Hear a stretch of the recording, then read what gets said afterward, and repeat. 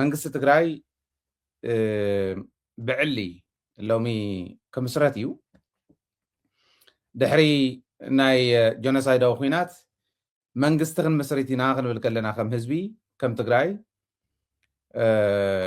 እቲ ዝነበረ ናይ ዕግርግር ግዜ ናይ ኣፈላላይ ግዜ ናይ ኣካሒዳ ግዜ ሓሊፉ መንግስትና ናብ ንምስርተሉ ግዜ ምብፃሕና ዓብይ ነገር እዩ ስኢሉ ተራ ዕድል እውን ኣይኮነን ኣምፂዎ መስዋዕትነት ደቂ ህዝቢ ከፊልና ዝረኸብናዮ እዩ ዝብል እምነት ኣለኒ ኣፍተን ዝነበራ ናይ ግዜያዊ ምሕዳር 3 ዓመታት እውን ብዙሕ መስዋዕትነት ተኸፊሉ እዩ ዓይነቱ ይኽፈላለ ዝኽእል እምበር ብዙሕ መስዋዕትነት ከፊልና ዘምፃናዮ እዩ ነገር ግን መንግስቲ ምቁቃም ባዕሉ ነቲ ሕቶና መልሲ ክኾነ ይኽእልን ዝብል እምነት ኣለኒ እዚኡ ሓደ ብሓደ ክንሪኦ ኢና ከመይ እዩ እቲ ናይ መንግስቲ ምቁቃም ከይዲ እንታይ ይመስል ዝብል ቅድሚ ናፍቱ ቀጥታ ፈነወ ካብ ባዕሉ ካብቱ ናይ ቤት ምክሪ ዋዕላ ምሕላፍ ቅድሚ ምጅማርና ንርአዮ እስኪ ከመይ እዩ እቲ ናይ መንግስቲ ምስረታ ንብሎ ዘለና ዝብል እንዳረኣና እየ ክንከድ ኢና ምስረታ መንግስቲ ትግራይ እቲ ዝነበረ ካቢኔ ተገምጊሙ ዝቕየር ክቕየር ሓደሽቲ ከኣቱ እዮም ምንም ጥርጥር የብሉን ለዚ ከምቲ ንብሎ ዝነበርና ኣብዚኡ ንሕናን ንስኹምን እውን ንረዳድኣሉ ዝነበርና ብዓቕምን ብቕንዕናን ተመዚኑ እንድሕር ኣትዩ ዓብይ ነገር እዩ ነገር ግን ከምቲ ዝነበረ እከለ ተሾም እከለ ውረድ ዓይነት እንተኮይኑ ግን ፈተና እዩ ዝኸውን ማለት ተስፋይ ሎሚ እንሪኦ ናይ ካቢኔ ሽመት ዓቕሚ ዘለዎም ሰባት ኣፍተን ወሰንቲ ቦታታት ኣትዮም ህዝቢ ንቅድሚት ከሳግሩ ክገብሩ እዮም ዝብል እምነት ኣለኒ ሕዚ ስለ ዝተዛረብና ንቕይሮ ነገር የለን ግን እናልዓልናዮ እናተዛረብናሉ ዝመፃና ጉዳይ ስለ ዝኾነ ኣብዚኡ መንግስቲ ትግራይ ውሕሉል ዝኾነ መረፃ ገይሩ ሽመታት ክህብ እዩ ዝብል እምነት ኣለኒ ካብኣቶም ዝፈለጥናዮም ኣለው ብሩመር ደረጃ ስኢልና ግን ክንዛረብ ይንደለን ስኢሉ ብተባራሪ ዝመፀና ሽመት እቲ ዘንብብ ከንብቦ ከሎ ፕሬዚዳንት ሽሙለ ኢሉ ክሓትት ከሎ ሰሚዕና ኢና እከለ ከምዚ ተሾይሙ ክንብል ንኽእል እምበር እተን ቀዲምና ዝሰማዕናየን ስኢልና እንተውፂናየን ካብቶም ገሊኦም ሓበሬታ ኣለና ኢሎም ብዘለዎም ኮኔክሽን ብዝረኽብዎ ሓበሬታ እናቐለዱ ህዝቢ ናይ ህዝቢ ምሽጥር ናይ መምሕዳርና ናይ መንግስትና ውሽጣዊ መረዳእታታት እንዳወቶም ዝኸዱ ከምኡ ክንብትና ይንኽእልን እቲ ዓብይ ነገር ኣብዚ ዝረኣናዮ ኣብዛ ስካዕ ሕዚ መፂናያ ዝኔና ሕወሓት ኣኼባ ኢላ ካብ ትጅምር ናይ ስራሕ ፈፀምትን ማእኸላይ ኮሚቴን ሕወሓት ኣኼባ ካብ ዝጅመር ናብዚ ዘሎ ንነዘ ዘሎ ዝረኣናየን ዓበይቲ ነገራት እቲ ሓደ ከፍ ኢሎም ምግምጋም ምኽኣሎም እዩ እቲ ካልኣይ ዘይምብታኖም እዩ ብዙሕ ሰብ ብዙሕ ሰጊኡ ነይሩ ክብተኑ እዮም መይሳብ ክልተ እንተተመቒላ ዛውድብ በቃ ሕጂ ናይ መወዳእታ ዝብል ዓብይ ስግኣት ነይርዎም ኣነ እውን ከምኡ ነይሩኒ ኣብ ክልተ ከይትስንጠቕ እንደገና ካሊእ ዋጋ ከይንኸፍል ስግኣት ነይሩና ማለት እዩ ምውሓድ ዘይምምራፆም ገምጋም ገምጊሞም በቲ ዝገምገምዎ መሰረት በቱ ብማጆሪቲ ዝተወሰነ መሰረት ከዓ ኩሉ ዝተገምገመን ዘይተገምገመን ተወዲቡ ክኸይድ ምምራፁ ዓብይ ነገር እዩ ኣብቲ ውድብ ማለት እዩ ስለዚ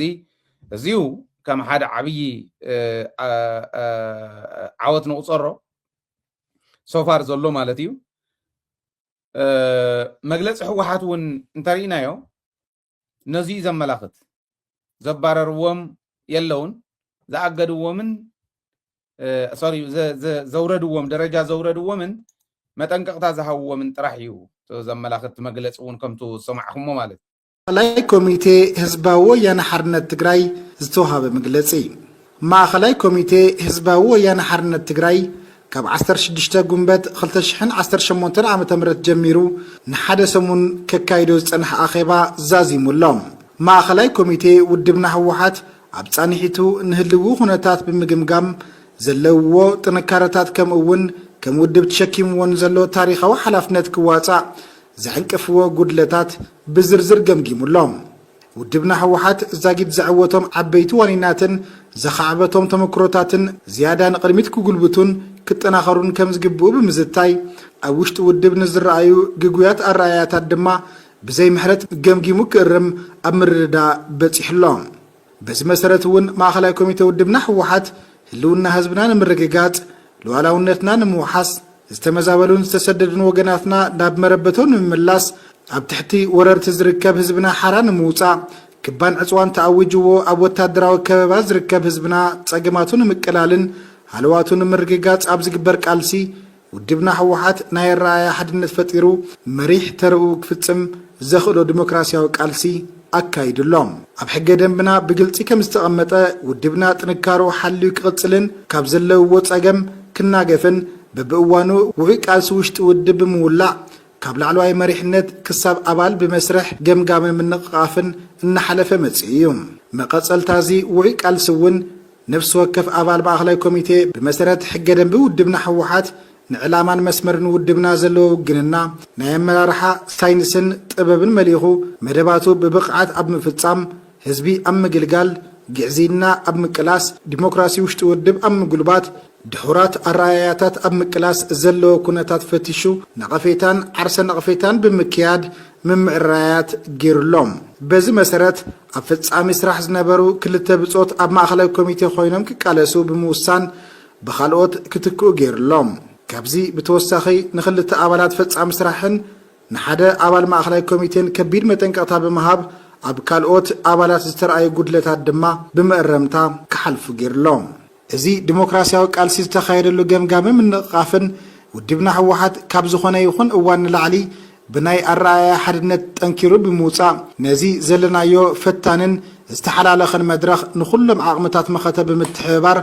ህዝቢ ትግራይ ካብቲ ኣትይዎ ዘሎ ሓደጋ ንምውፃእ ዘኽእል ቁመና ክውንን ዝገበረ መድረኽ እዩ። ማእኸላይ ኮሚቴ ውድብና ኣብ መወዳእታ ኣባላት ካቢኔን ኣማሕደርቲ ዞባን ኮይኖም ዝሰርሑ ኣመራርሓ ናብ ቤት ምኽሪ መንግስቲ ትግራይ ወኪሉ ዝለኣኸ ኮይኑ ካብዚ ብተወሳኺ ካቢኔ መንግስቲ ትግራይ ሓቋፋይ ኮይኑ ክጣየሽ ኣመልኪቱ ብምዝታይ ዋላ እኳ እቲ ውሳነ ናይ ቤት ምኽሪ መንግስቲ ትግራይ እንተኾነ ሕወሓት ከም መጠን ዝለዓለ ድምፂ ረኺቡ ዝተዓወተ ውድብ ሲሱ ኣባላት ካቢኔ ካብ ዓቕምታት መኸተ ክኾኑ ቅሩብነት ብምርግጋጽ ኣኼብኡ ብዓወት ዛዚሙሎም። ዘለዓለማዊ ዝኽርን ሞገስን ንስዋ እዚ ይብል ሕዚ ካብዚ ንግንዘቦ ብዙሕ ነገር ስለ ዘሎ እዩ እዚ ኣቕሪበዮ ዘለኹ። ከምቲ ሰማዕኩሞ ንክልተ ኣባላት ስራሕ ፈጻሚ ሕወሓት ዝነበሩ ካብ ስራሕ ፈጻሚ ናብ ማእኸላይ ኮሚቴ ውሪዶሞም እዮም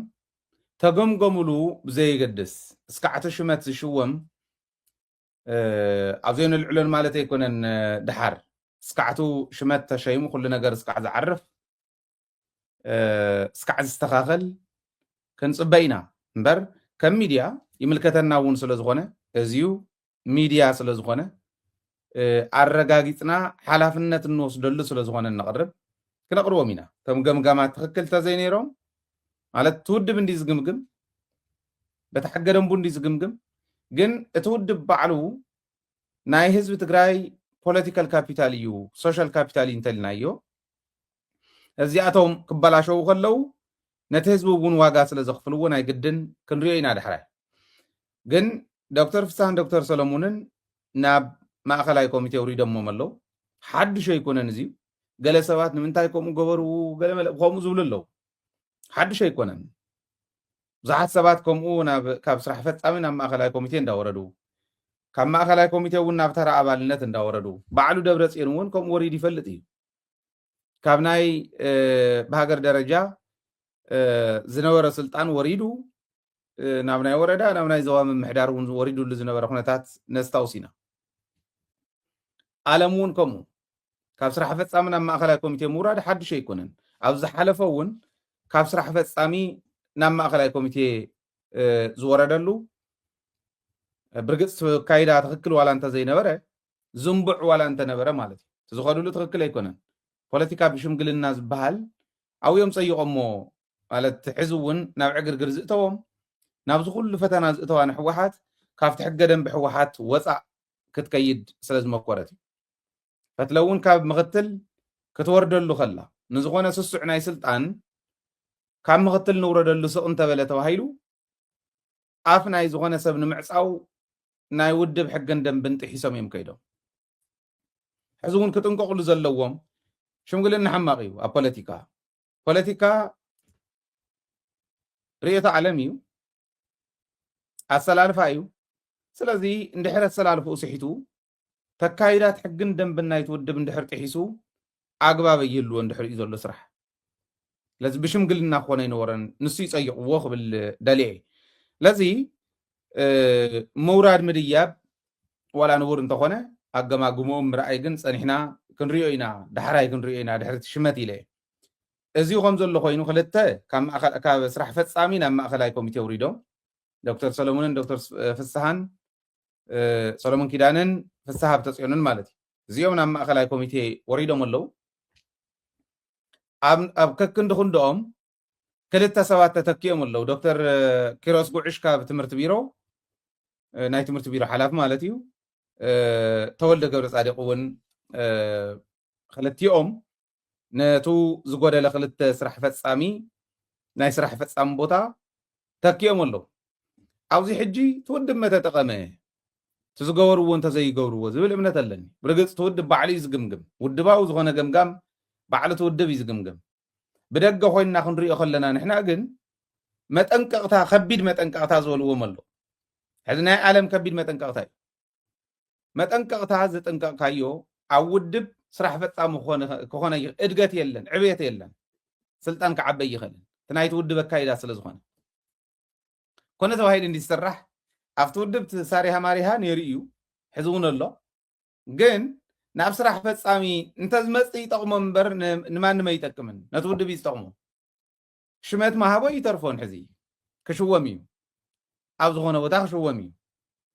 ነቲ ውድብ ግን መጠቐሙ ነይሩ ናብኡ እንተዝመፅእ ዝብል ሓሳብ ስለ ዘለና እዩ ኣብዝዩ ብዙሓት ሰባት ከምኡ የቕርብዎ ነይሮም ግን ትውሳነ ናይቲ ውድብ እዩ ናህና ኣይኮነን ትውድብ ዝወሰኖ ሒዝካ ምኻድ ዝመሰለካ ምንቃፍ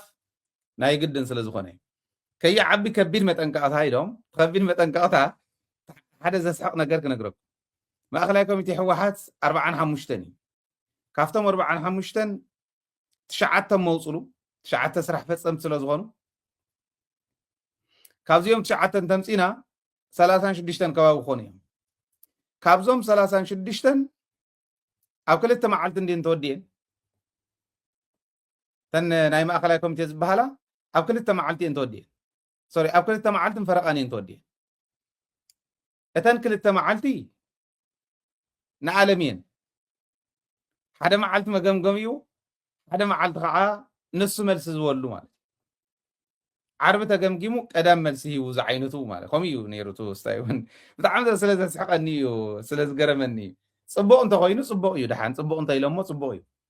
ግን ኣነ ይገርመኒ ሓደ ሰብ ክንደየናይ ዝኣክል ኢንፍሉዌንስ ክገብሮም ከሎ እዩ ክልተ መዓልቲ ንዕኡ ፍርቂ መዓልቲ ከዓ ንመጠቃለልን ነቶም ዝተረፉ 35 ማእኸላይ ኮሚቴን ዓይነት ገምጋም ዝኸውን ዝብል እንተተስተኻኽሎ ታውድብ ኢለ ስለ ዝሓስብ እዩ ታውድብ ክትወድቀኒ ስለ ዘይደሊ እዚ ዓርቢ ናቱ ገምጋም እዩ ነይሩ ተሲኡ ኣብ ትሕቲ መሬት ኣብ ልዕሊ መሬት ዘሎ ነገርን ኣብ ትሕቲ ሰማይ ዘሎ ነገርን ኩሉ ዘይተዋህሎ ነገር የለ ዘየለ ነገር ማለት እዩ ካብኡ ድሓር ሓፍ ኣቢልካ መጠንቀቕታ ካብቶም ተለዓሉ ሓደ ዝመፅእ ሓሳብ ዝትቃወም ኢኻ ናይ ባዕልኻ ሓሳብ እውን ተልዕል ኢኻ ዝብል እዩ 10 ምዃኖም ኣም 9 ምዃኖም ቶም ስራሕ ፈፃሚ 45 ምዃኖም ቶም ማእኸላይ ኮሚቴ እኮ ሓድሽ ነገር ከምፁ ናይ 45 ውፅኢት ክንርኢ እምበር ሓደ ዝበሎ ከም ኢልኩም ተዓፊንኩም ኪዱ እንድሕር ኮይኑ እንታይ የድልዮም ቶም ማእኸላይ ኮሚቴ ዳ ስራሕ ፈፃሚ እውን 9 ምዃን ንምንታይ የድልዮም ኢሉ ሓደ ዶ ይገዛእና ሓሳብ ክመፅእ ምእንታን ኮይኑ ድሕሪ ዘይመሰሎ ክቃወም ተተቃዊሙ ከዓ ከርድእ ዘርድእዎ እንተኮይኖም እውን ክርዳእ ከምኡ እኮ እዩ ትኸይዲ ካልኦትኩም እውን ክትመሃሩሉ ምእንታን እዩ ውድባት ካልኦት ክመሃሩሉ ውዳበታትና ካልኦት ውዳበታትና እውን ክመሃራሉ ንሕና ዝበልናካ እንተዘይሰሚዕኻስ እንተተቃዊምካ ተቃውሞ እንድሕር ኣቕሪብካስ በቃ እዚ ተኸቢድ መጠንቀቕታ ባይ ዘ ወይ ካሊእ የብሉን ዝኩሉ ሓሶት ኣብ ሶሻል ሚድያ ተሰምዑ ነበርኩም ንኣዲስ ኣበባ ይራኸብ ዶ ብልፅግና ኮይኑ ዶ ገለመለ ዶ ባዕሉ እውን ኢልዎ እዩ أنا مفتري حوحاتيو مقبرتي ون حوحاتيا كاوزو يصيتنا منم كري كلن زعبين نس يلو أفزبي صراحة زعبيه ون سلازغونه كم زيلو حزني عالم كالعلك لخنا عالم دي خال عقم سول زل خايبل عالم ودحاتنا يكون منم برغبيه بالله مسال تاونا تاود بكتوت كن يدل يعني حزب في الله سلازي دحان زغونه سب نقدميت اندامميت انت تمص نسيتو انا زدليو نسو ندله فرجا نقدفو حزتن زبلكم زلخوس يغمغمال انت غمغام كحدث مصت كعناتي سلطان كتورد بل تبلي خاب ناتي اي خلني خاتبلني خم الكاد يغمغمي እዚኣቶም ጌጋ እዮም ንኽብል እየ ዘልዕሎ ዘለኹ እምበር ካሊእ ተኣምር የብሉ ሓላፍነት ናይታ ውድብ እዩ ነገር ግን ውዳበታትና ብኢጎ ብፐርሰናል ፐርሰፕሽን ንሓደ ሰብ ስእልካ ይትፍርጆን ንዓኻ ስለ ዝመሰለካ ይትፍርጆን መርቱዕ ሒዝካ እዩ ዝኩሉ ዓዕ ዝነበረ ብሶሻል ሚድያ ሓሶት ኮይኑ ተረኺቡ ማለት እዩ ናይ ካልኦት እውን ከምኡ ኣብቲ ሰራዊት ዘለው እውን ከምኡ ኩሎም ፈሽሎም እዩ እዚ ምግባሮም ጽቡቕ ዓብይ ነገር ዝረኣኽዎ እዚ ምግባሮም ምፍሻሎም ኣትሊስት ጽቡቕ እዩ ካብ መጠንቀቕታ ግን ትርጉማ ሕዚ ናብ ስራሕ ፈጻሚ ከይወፅእ መጠንቀቕታ እንተሂብካዩ ንሓደ ኣይወፅን ኣይምረፅን ዕብየት የለን ፍታ ዘለዋ ደረጃ ይፀንሕ ብናይ ውድብ መስርሕ ከምኡ ስለ ዝኾነ መታ መጠንቀቕታ ኣቕሚጠምሉ ግን በቲ ሓደ ገፅ ከዓ እታ መጠንቀቕታ ብ6 ወርሒ እያ ትሃምም በቲ ናይ ውድብ ኣካይዳ 6 ወርሒ እንተፀኒሓ ኣብ ዝኾነ ቦታ እንተፀኒሕካስ ድሕሪ 6 ወርሒ ተሃምም እያ ትጠፍእ እያ ትለዓል ማለት እዩ ባዕላ ባይ ዲፎልት እያ ትለዓል መጠንቀቕታ ስኢሉ ሰዓ ጉባኤ ዝፀንሕ ኣይኮነን ስለዚ ተሳሪሃ ማሪሃ ናይ ፖለቲካ እየ ዝነግረኩም ዘለኹ እምበር ንዓይ ምንም ኣይቆንጠረለይን ኣትሊስት ተኣኪቦም ኣለዉ ኣትሊስት ኣይፈረሱን ኣትሊስት ኣይተመቓቐሉን ምውሓደ ይመረፁ እንትናተይ ፍርሒ ዝነበረ ሰነፋት ክእከቡ ከለዉ ስንፍናኦም ንምሽፋን ምውሓድ እዮም ዝመርፁ ክቕንሱ ካ እዮም ዝመርፁ ኪድ ንስኻ እንዳበለ እንዳቆረፀ የማነ ፀጋም እንዳበተነ ዝኸይድ እንተኮይኑ ናይ ሰነፋት ምልክት እዩ እዩ ስለዚ እዚ ከይንኸውን እዩ ነይሩ ናተይ ፍርሒ ብዙሕ እውን ሞኪረ እየ ብዙሓት ለባማት ተረዲኦም እዮም እዚ ውድብ ሓደ ዓብይ ነገር ኣይተበተነን ተፈሪሑ ዝነበረ ኣይኮነን እኳ ደኣስ ተገማጊሙ ዋላ ምዕሮ ይኹን ብዘየግድስ ማጆሪቲ ብዝወሰነ ተኣኪቡ ምኻዱ ዓብይ ነገር እዩ ናይቲ ውድብ እቲ ሌጋሲ ናይቶም ጀጋኑ ስኢልና ክንድርብ የብልናን እዩ እቲ መጠንቀቕታ ንዓለም እዩ እቱ ናይ ማእኸላይ ኮሚቴ መጠንቀቕታ ማለት እዩ እቶም ናይ ስራሕ ፈፀምቲ መጠንቀቕታ ተባሃለን ልያን ንተኽላይን እዩ እቶም ካብ ስራሕ ፈፃምነት ወሪዶም ናብ ማእኸላይ ኮሚቴ ዝወረዱ ፍስሓን ሰሎሙንን እዮም ከም ዝበልኩኹም ንፍስሓን ሰሎሙንን ዝተክኡ ዶክተር ኪሮስ ጉዕሽን ተወልደ ገብረ ፃድቕን እዮም እዚ ፅቡቕ እዩ ሓንቲ ክውስኸ ኣብዚ ግን ብውሽጥኻ እንድሕር ንፉዕ ትብሎ ኮንካ ንሓደ ገብረ ማርያም ዝበሃል ኣብ ተግባር ግን ገብረ ማርያም ከይመፅእ እንድሕር ትፃባእ ኮንካ ዓደይ ተሳግርን ንባዕልካ እውን ኣይትሳገርን ባይዘወይ ኣብ ኣኽርተት ናልካ ኢኻ ትነብር ለዚ እዚአን ብደንቢ ክሕዝወን ከቕምጥ እየ ካብኡ ኣብኡ እናሃለና እቲ ናይ ሰራዊትና ጉዳይ ንረኣዮ እሞ ክንምለስ ናብቱ ናይ ኣብይ ኣሕመድ ጉዳጉድ ከዓ ሰራዊት ትግራይ ሓደ ብሉፅ ዝኾነ ኣካይዳ ዝኸዶ ዘሎ ማለት ኩሉ ሰብ ኣብ ጎኒ ሰራዊቱ ክስለፍ ናይ ኩሉ ግዜ ፃውዒትና እንድዩ እቲ ሰራዊት ካብቱ ዝነበረ እውን ንላዕሊ ናይ ምድላው ጉዳይ ካልኦት ክስርሑ ዝግብኦም ነገራት ናይ ምስራሕ ጉዳይ ኣብዚ ብዙሕ ሓደ ክልተ ኢልካ ዘይግለፁ ማለት እየ እዚኣቶም እንዳሰርሐ ይኸድ ኣሎ ናይ ብሓቂ ዝሕጉስ እዩ ባይዘ ኣብቲ ሰራዊት ዘሎ ቀዳማይ እውን ናይ ጀነራል ፍስሓ ሰኢለ ኣብስትራክት ዝኾነት ነገር ለጢፈ ነይረ ክግለፅ ስለ ዘይብሉ እዩ ከምቶም እከለ ናብዚ ኣተወ እከለ ክንዲ ግዜ ተኣከበ እከለ ከምዚ በለ ዝብሉ ከምኡ ንኸይንኸውን ብስርዓት ህዝቢ ግን ክርድኦ ብዝኽእል መንገዲ ምቕማጥ ኣድላይ ስለ ዝኾነ ጀነራል ፍስሓ መጀመርያ ጀነራል ፍስሓ ዝመርሓ ትካልና ማለት ቲዲኤፍ ማለት እየ ከምኡ ክብል ከለኹ ቲዲኤፍ መጀመርያ ዝገበሮ እንታይ እዩ ኣብ ውሽጢ ዘሎ ሩመር እዩ ኣፅርዩ ሩመር ናይ ቲዲኤፍ توم سقيلة مفتين أولق زلمدو أبوليتيكا ميليترن اللي نانداولو كل تأجر زرقصو كحمسوا مكيرم نيرمي حق مزراب صبوي برقص لومي ناي حقوسنا معلتي ملا أهزب تقراي دقن وش تنزل زي حقوسو اللي معلتي منتاي انتنا أسا مسارحي رغيمنا لنا تمسارحي منقست من مسرات مالتي انتنا أسا منقست خام من مسراتكا كحقوسا كاي قبا ملا أهزبنا حقوسو اللو عبزل لو معلتينا زلنا ግን ንሕና በዚ ሰራሕናዮ ናተሓጎስና ነቱ ዝቕፅል ክንሰርሖ ዝግባአና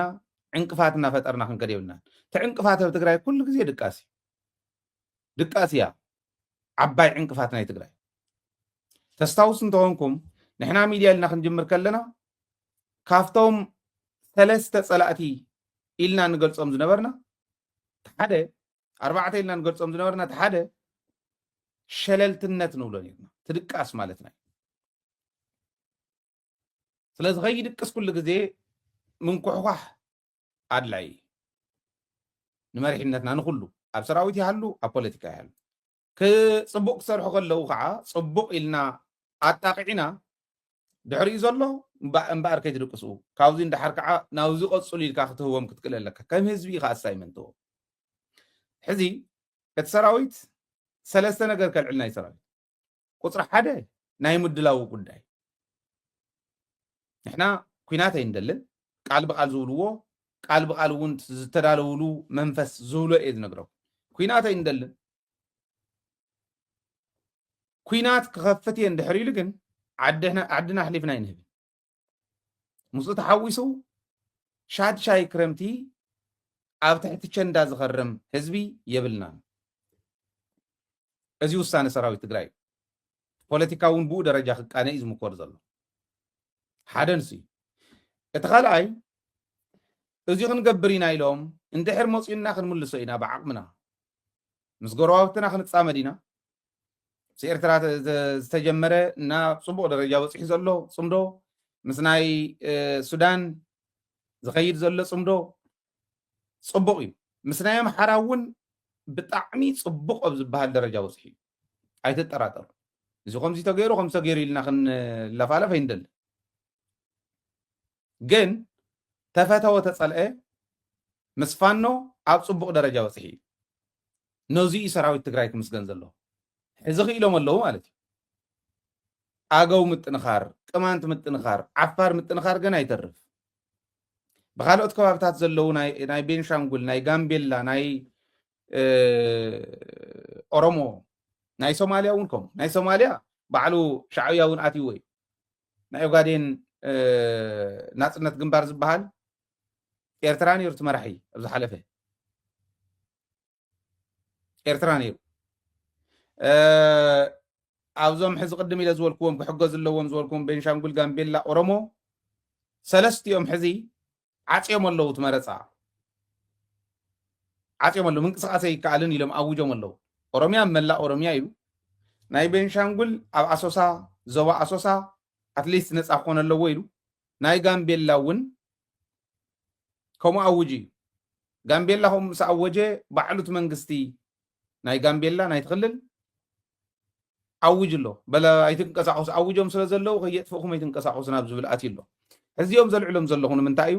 እንታይ ዝተርፈና ዝብል ክንርኢ ስለ ዘለና ብንእሽተይ እንዳረካዕና ጠጠው ከይንብል ምእንታን ሓድሽ ነገር እንዳልዓልና ኣሎም እንተኸድና ንመራሕትና መንጨብጨብቲ እንተዘይኮይንና ለውጢ ዝመፅኾም እዩ ስለዚ እዚዩ እቲ ካልኣይ እቲ ናይ ሰራዊትና ማለት እዩ እቲ ሳልሳይ ውግኣት ኣለው እዮም ባይዘወይ ውግኣት ኣለው እዮም ሳይለንትሊ እዮም ዝኸዱ ዘለው ይመፁ ባዕሎም ቶም ፀላእቲ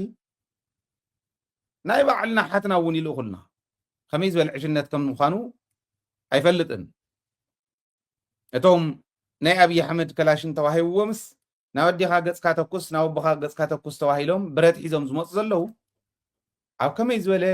ህልም ዝበለ ዕሽነት ኣትዮም ከም ዘለው ንምርዳእ እውን እዩ ዝሽግረካ ግን መፅኦም ቀኒዮም እዮም ክብለኩም ደልየ ክመፁ ቀኒዮም እዮም ብሰቆጣ መፅኦም እዮም ብዙሓት ረጊፎሞም ከይዶም ህጊሮም ከይዶም እዮም ብዙሓት ገቢሮም ከይዶም እዮም ተተሓዝለው ተማረኹ መረኹ በመረኹ ኮይኑ ትግራዋይ ክማረኽ ከሎ ኣየርእየና ከም ዝበለ ጉዳጉድ የለን ታሪክና የበላሽው ኣለዉ ይደፉ ምባል ናይ ኩሉ ትግራዋይ እንተዝኸውን ኣቦለዎም ኣደለቶም ሓት ኣለዎም ዞም ሰዋት እዚኦም ካብ ቤተሰብ ይጅምር ካብ ዓርኪ ይጅምር ጌጋ እዩ ንበሎም ፀገም የለን ኣብቲ ፖለቲካና ኣይኮነን ናይ ፖለቲካ ፀገም ኣብ 21 ክፍለ ዘመን እሞ ብተጋሩ ወነንቲ ስልጣነ ኢና ክስማዊ ስልጣነ ኢና እንብል ሰባት ኣብ ውሽጥና ዘሎ ናይ ፖለቲካ ፀገም ብዛታ ክንፈትሖ እንዳተገባእናስ ናይ ኣብይ ኣሕመድ ከላሽን ኣልዒልካ ገለገሊኦም ሰረ ናይ ኣብይ ኣሕመድ ፎቶ ብድሕሪኦም ለጢፎም ተሳኢሎም ለጣጢፎም ኣለዉ ብናታቶም ሕልና ይኹም እዚታት ዓይነት ክትሓስቡ ከለኹም እንታይ ዝረኣየኒ ንዓይ ይመስለኩም ከመይ ዝበለ ዓብይ ጋብ ከም ዘለና ሕብረተሰብና ሕልና ናይቱ ማሕበረሰብ ናይ ገሊኡ ክፋል ማሕበረሰብ ንክነሃንፅ ዓብይ ጋብ ከም ዘሎ የርኢ ንዓይ ንሱ እዩ ዘርእየኒ ሓደ ሰብ ንደብረፅዮን ፀሊኡ ንጌታቸው ሰፋ ፀሊኡ ወይ ንዓለም ፀሊኡ ንኣብይ ኣሕመድ ፎቶኡ በዚ ለጢፉ ወይ ንሳምባዲ ንብርሃኑ ጁላ ትእዛዝ ብርሃኑ ጁላ እንዳሰምዐ ሕዝስ ኣብ መንጎ እቶም በረኻ ዝኔውን ኣብ ትግራይ ዝኒሄ መሪሕነትን ኣብ መንጎ ባዕሎም እቶም በረኻ ዝኔውን ኣብ ኣዲስ ኣበባ ዝኒሄ መሪሕነትን ዘሎ ጋብሲ ከመይ ገይሮም እንዳመዘንዎ እዮም ንሱ ይሓይሽ ኢሎም ከይዶም ንሱ እዩ ዝገርመና እቲ ጌጋ ኣብ ውሽጥና ዘሎ ኣነ እውን ከም ሓዎም ካሊእ እውን ከም ሓዎም ካሊእ እውን ከም ሓፍቶም እክብ ኢልና ተዛቲና ኣብ ገዛና ናይ ባዕልና መድረክ ፈጢርና ኢና ክንፈትሖ ንኽእል ብናይ ኣብይ ኣሕመድ ድጋፍ ፍጹም ክፍታሕ ዝኽእል ሽግር የለን ኣብ ትግራይ የለን ውርደት እዩ ናይ ውርደት ግዜኦም እዮም ዘናውሑ ዘሎ ታሪክ ክፅሓፍ እንድዩ ታሪክ ክፅሓፍ እዩ ኣብ ታሪክ ትግራይ በረኻ ወሪዶም ወዲኦም ዝወቕዑ ዝነበሩ ኣቦኦም ዝገርፉ ዝነበሩ ሓቶም ዝቆትሉ ዝነበሩ ተባሂሎም ክዝርዘሩ ከለው ንዓመት ዝኣክል ንክልተ ዓመት ዝኣክል ፀኒሖም እንዳተባሃለ ክንገር ታሪክ ክፅየቕ እንተዘይኮይኑ ለውጠ የምፁ ንምንታይ መሲልኩም